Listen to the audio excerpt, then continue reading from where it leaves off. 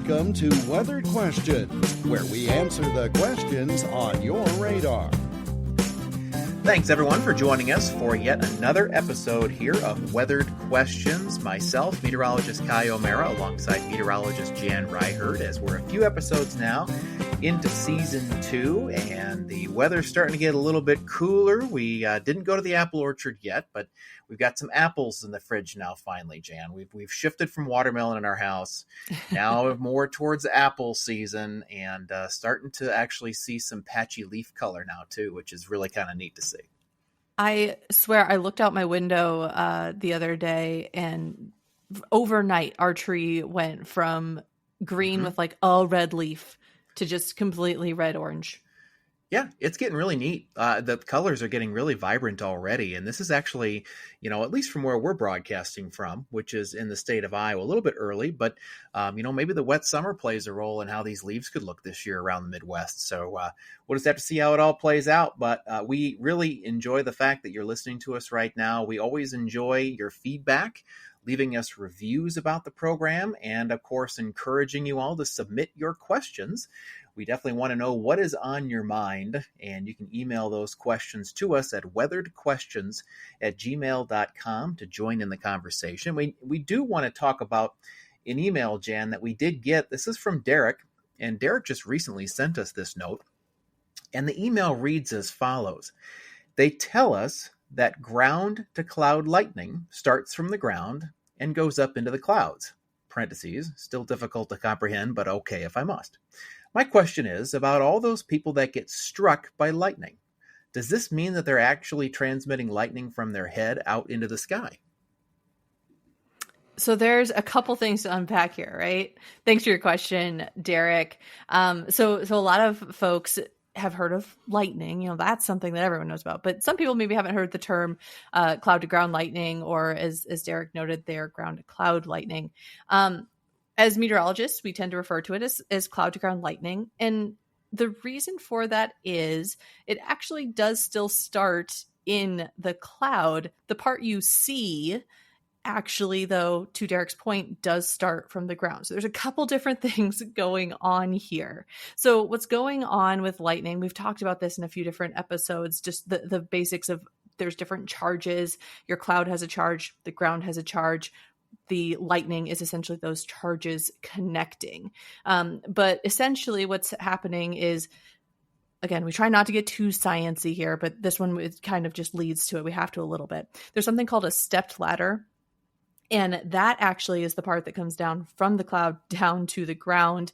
There's a whole bunch of ions and particles and a whole bunch of things. Again, we won't get into all the nitty gritty details on that, but that stepped ladder comes down from the cloud to the ground, that cloud to ground part. And then the part that you see is the flash, that the streamer that flashes back up, which is the positive charges going back up into the cloud. So it is still cloud to ground lightning. Just if somebody is getting struck by that, it is still coming down from the cloud. But again, there's all these particles and ions and things that are moving around and creating these different charges and the lightning itself. So it does get pretty complicated there. Yeah, it does. And the processes you're talking about certainly are very sound in terms of lightning science. And we've got the step leaders, we've got the streamers. We can't resolve those with our own eyes. So if you were to go onto YouTube, or you were to Google search some of this stuff about slow motion lightning strikes, kind of how I tried to describe it in the classroom was it's almost like a hand is coming out of the clouds, and those fingers are our step leaders coming down, and they kind of twinkle down to the ground, and then boom, you get your upward streamer to initiate, and there's your bolt of lightning right there. Now that just happens to be a lightning bolt that is cloud to ground, but there's also cloud to cloud, or something called intra-cloud lightning, where how many times has it just been cloudy outside, you didn't see a flash, and you hear some thunder? Well, it's as cool as it was to be told when we were growing up that it was just clouds bumping into one another. It's more than that. We've got the charges going on, and then we've got the discharge, which is the lightning bolt, and then the air heats up real quick, and then it collapses, and then you get the sound of thunder. So in a way, if you were to ever see somebody get hit by lightning in a very slow motion, who knows what we'd really see? But I would have to think that it's somewhere between that streamer or the finger coming down and then, the step leader coming down and then the upward streamer coming back. So somewhere in there would be the thing. And if you talk to anybody who's been struck by lightning, they'll have like a random burn on their sock, or the sole of their shoe will get blown out, or something weird will happen. That doesn't entirely always make sense. And let's face it, we don't have a big sample size of lightning strike victims. True. You don't Thankfully. Right. We don't have 10,000 people to study like you would for medical conditions. And so, there's still a lot we don't know about it. At the same time, though, I think it's pretty confident how lightning bolts form.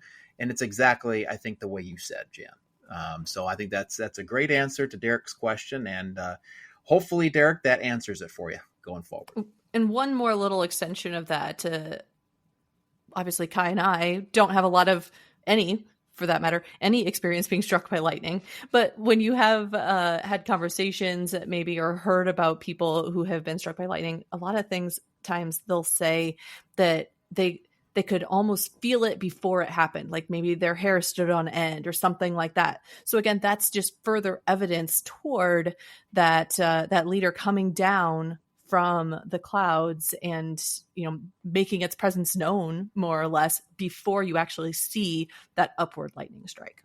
Yeah, there's a famous picture out there of this guy's hair that's just standing on end. And, Not Albert Einstein. Right.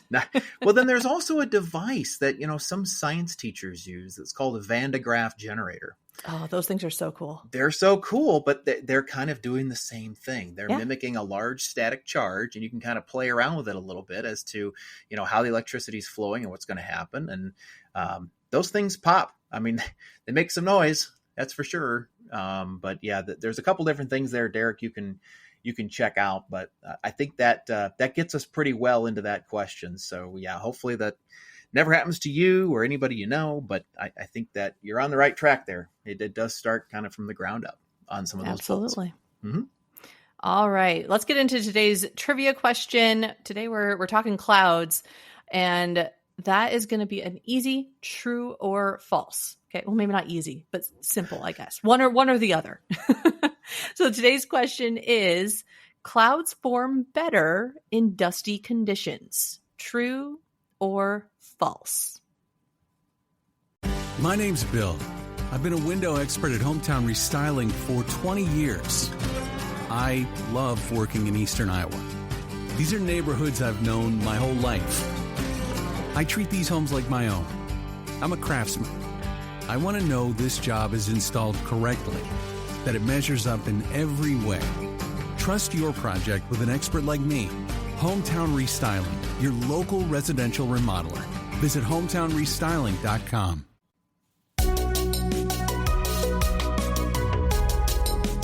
Today's trivia question. Gave you a little time to think about that here. One more time. Again, a true or false question for your trivia question today. It's going to be, clouds form better in dusty conditions. Is that true or false? The answer is true.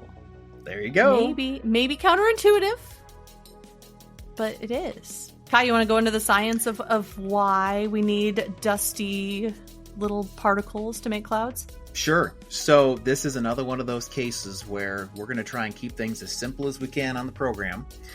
But we are dealing a little bit now with the physics of raindrops. And so we'll start very simple here to begin things. When you go outside and it just sprinkled, and you take a look at your vehicle, a lot of times you can tell that it's sprinkled. It's not like you had a few drops of distilled water that you put on there. Sometimes they leave some marks behind. And sometimes you can actually see a whole lot of marks that it's left behind, because there's actually within every single raindrop a microscopic speck of dust or speck of pollen or speck of salt. You can actually see this off the ocean as well. So here's what it is. It's a huge term that we're going to try and simplify as much as we can. Cloud condensation nuclei. which I just lost all of you on. And here's what it really means. We can have a whole lot of water drops in our atmosphere all the time, but it needs something to condense onto. They can't just form something unless they've got something to stick to or condense to. So in a way, it's kind of like, you have all this snow on the ground and you're trying to make snowballs, but you need to collapse something together. You need something to stick. So as a result, if you've got dust particles around, sea salt particles around, pollen particles around, there's a really good chance you're going to wind up seeing that moisture condense onto it. And as a result, that's what happens. And yes, when it's dusty, foggy, that kind of sort of thing, especially hazy, you can have particulates inside those things too. And I mean, if you really want to get way out of bounds on this, if it's not just dusty conditions, what if it's a situation where you've got a steam stack off of a plant, or maybe you've got, maybe it's not steam, maybe it's a different type of chemical coming out. And all of a sudden now we've transitioned into an acid rain situation. Same thing, that water is finding something to condense to form into raindrops. But in order to form raindrops, you got to form cloud droplets, and it's the same science. So it is pretty fascinating, actually, just how dirty the atmosphere can be. The rain looks really clean and clear, and it does wash things off. But at the same time, when stuff is left behind on your car, that's probably what it was. Makes you think twice about going out and catching raindrops with your tongue, doesn't it? I drank out of a mug before. I've done that.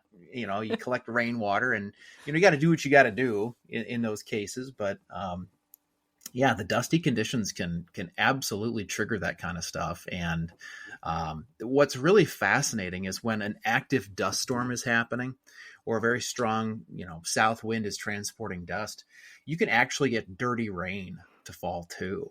And some people have actually had to wash their cars, like in a car wash, after that, or their windshield wipers are actually wiping mud off their car because of all the junk that the raindrops collected on the journey. So that's kind of fascinating too.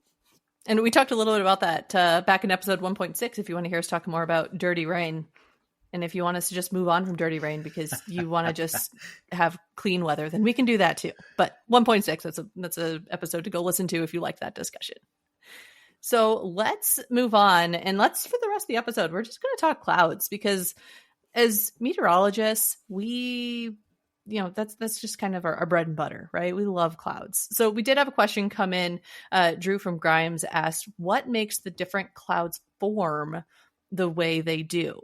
So we've all seen, different shapes and textures and everything of clouds. And we can kind of get into the basic cloud types here in a little bit. But first, let's just answer the basics of why do clouds form differently?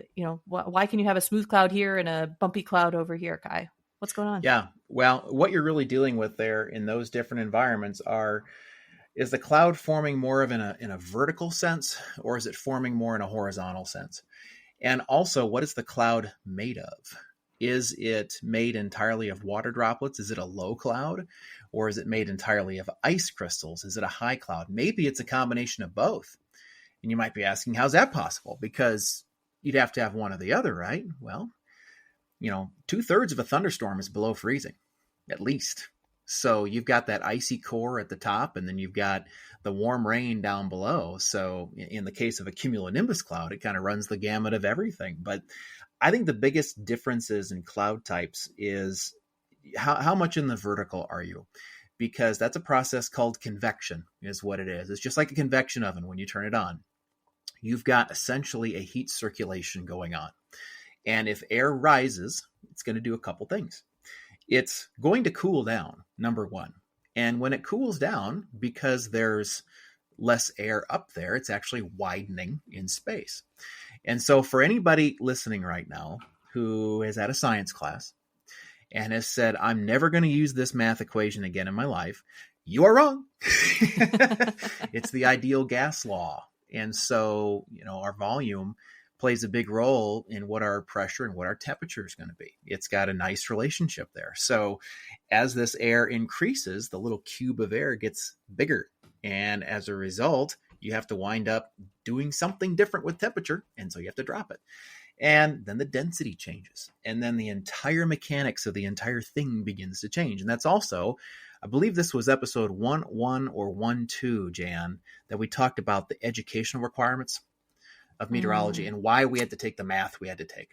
Yep, I and do remember that. That I think forms a big way into this. So if we're going in the vertical, episode 1-5, actually. Oh man, this stuff's just flying by. Time flies when you're having fun. Yeah, we're just talking about clouds. My gosh. So that's I think the big key difference is if you're in the vertical like that, you're going to start to condense. And when you do that, you get the flat bottoms and you kind of get the cauliflower looking appearance at the top. And then they usually stop. They run out of gas. They condense all the way and they're not buoyant anymore. And then the air current goes back down, which is why some days when we've got cumulus clouds popping up, you'll see one cloud and you'll see clear sky next to it. And then you'll see another cloud and then clear sky next to that. And it's basically just a wave in the atmosphere, up, down, up, down. And when the air is going up, it's saturating. When it's going down, it's drying. So you're in between clouds. Typically, those clouds don't cause problems. Other clouds can cause problems. Oh, for sure. We can get into a couple of those. But not the cumulus clouds. Those typically are fine. Yeah. That's the basics of it, right? Like there's a whole class, cloud physics at Iowa State, that Kai and I took separately, right? Like we're not in college together, but we both had the same professor for this. Yes, we did. And so yeah, we could talk all day about math equations and water vapor and everything else with Dr. Will, but that's the basics for today. The big thing too is if we're not in the vertical, then maybe we're in the horizontal. And if we're in the horizontal, maybe the atmosphere is still kind of stable. It's just kind of spreading itself out a little bit. So almost think of it like you've got a pile of moisture. This is a very oversimplified way to think of it. But what if you've got a big old thing of pizza dough and all of a sudden you hit it with a rolling pin and you were pretty concentrated in one spot and all of a sudden you're a cloud and you run into the bottom of the jet stream. And all of a sudden you're going to start taking those ice crystals and spreading them way out. And now you're a cirrus cloud. And sometimes out of big thunderstorms, you can see what we call cirrus cloud blow off for 50, 100 miles or more. Mm-hmm. It's really incredible. And sometimes radar even picks up on that. And so you can kind of think of it like that, where all of a sudden you're hitting it with a rolling pin, you're spreading it out. So not much in the vertical, but there's a ton in the horizontal. And that's typically a little more stable if you're directly under that. But if you're directly under the vertical stuff, that's when life gets fun.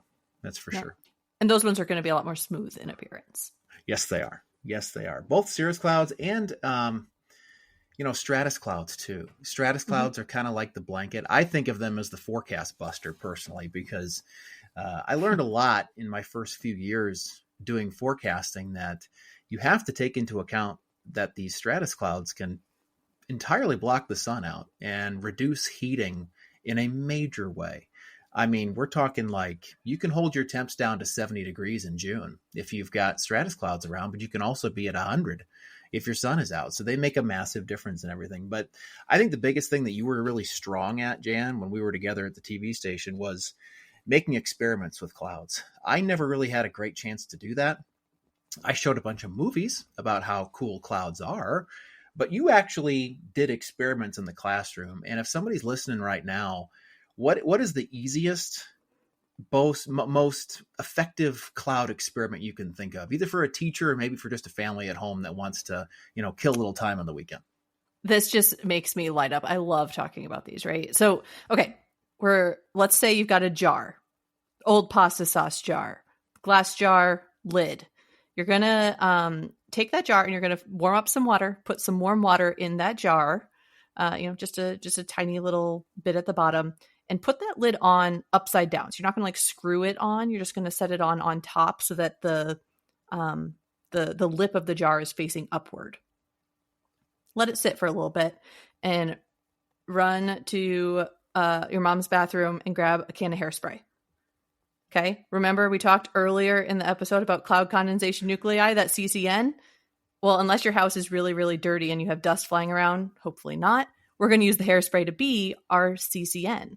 So while that jar kind of, warms up, the outside of the jar warms up, the air inside of it is warming up, you're going to remove that lid quick, do a little spritz of hairspray, some aerosol hairspray in there, and put the lid back on and let it keep doing its thing, and walk over to the freezer, grab a couple ice cubes and set them in the lid of that jar, which is, again, we have it upside down so the ice cubes will stay in there.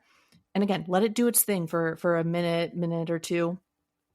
And then once you've got your warm water in the bottom, that aerosol hairspray that you sprayed in, and then that ice up top, if you take the lid and the ice off, you'll see a little faint cloud kind of rising up from your jar, because essentially that's what's happening in nature. You've got your warm ground, you've got your cold temperatures way up in the sky, and you've got those little particles floating around in the air, that water vapor that's rising up, from that warm ground, hitting that colder air up top and creating that kind of circulation. And that's how you're going to get your clouds. So a very, very simplified version of what's happening in our atmosphere every single day, right there on your kitchen counter.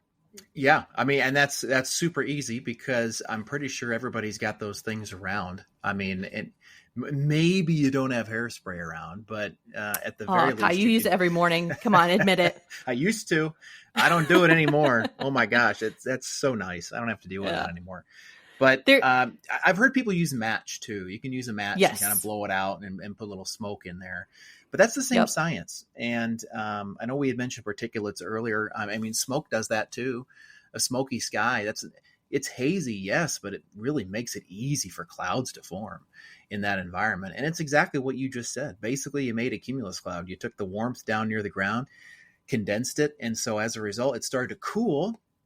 And when it cooled, what did those little water drops try and do? They tried to find something to stick to. And the hairspray was stuff to stick to. And then you've got a neat little cloud that forms. So I would have to think that just about every household around can do this experiment and do it very easily. And that's why I like that one. It's very true to the science of it, and it's also very household supplies. There's another one that we would do a lot that we would take around to schools, which involved like a bike pump and in a bottle and some isopropyl alcohol, because isopropyl alcohol evaporates very easily. If you could get a good seal on a bottle with a little bit of isopropyl alcohol in it and basically pump it full of air. This is more of a pressure situation than a true, how clouds actually form, but you could create a cloud of isopropyl alcohol really easily. And it always made a pop, and the kids always got really excited about it. And it was always fun, but less true to the science of how clouds actually form, but a fun one nonetheless. Yeah, very true. And back in college at Iowa State, when we would go over to some of the schools for some science nights, we just did stuff super easy. We almost cheated in a way. We just grab a block of dry ice and throw it in an aquarium. And you'd get a huge cloud to form. And because it's carbon dioxide and it's so dense, it just filled the aquarium. And you could literally take a styrofoam cup and go in there and grab a cloud and go dump it on your friend's head. Oh yeah. It was kind of cool, but what it did is it made the visual really super appealing. I've only found a couple locations where you can actually get dry ice now. It's so hard to find. Yeah, but I mean, that's how we kind of did it 25 years ago. But what you just said about hairspray and the pasta jars, simple. And if you don't have a pasta jar, go ask your neighbor. They probably have one. So shouldn't cost you a dime to have to do this experiment. If you don't have any hairspray, she's probably got hairspray across the street. Just say, hey, I need a spritz of this and we'll make a cloud, So it should be fun. And if you ever need a cloud experiment or any sort of weather experiment, by the way, Jan is your person to reach out to. I know that Please write us about cloud experiments, or experiments in general. I would love to talk about them. Yeah, anything. I mean, quite frankly, we could probably, if we get enough questions about it, we could probably dedicate a whole episode to it. Maybe we will. That sounds fun. I would think that teachers would really jump on that too. And that could be something to just think about, because that's one less thing you've got to Google at the end of your day when you're trying to make a lesson plan. True. Just listen to us while you're cooking dinner on your pasta sauce and hairspray. Make a cloud when you're done. Just make sure the pasta sauce goes in the pot, the hairspray goes in the clean jar, and don't mix them up. Don't mix the two. Right. Otherwise, your pasta's not going to taste right. Yeah, exactly. In classic Kai and Jan fashion and broadcast meteorologist fashion, we have talked too long. We will talk about basic cloud types and like all the different types of clouds. We'll do that next episode, we promise. Because we prefaced you this time with all the kind of, how clouds form and a couple of little Easter eggs on cloud types, but we'll talk more about and divulge into the various ones in 2.4. So come back next week. We'll talk about those. We promise. Until then, remember, you can submit your questions to weatheredquestions@gmail.com. We'd love to hear from you, and stay safe this next week.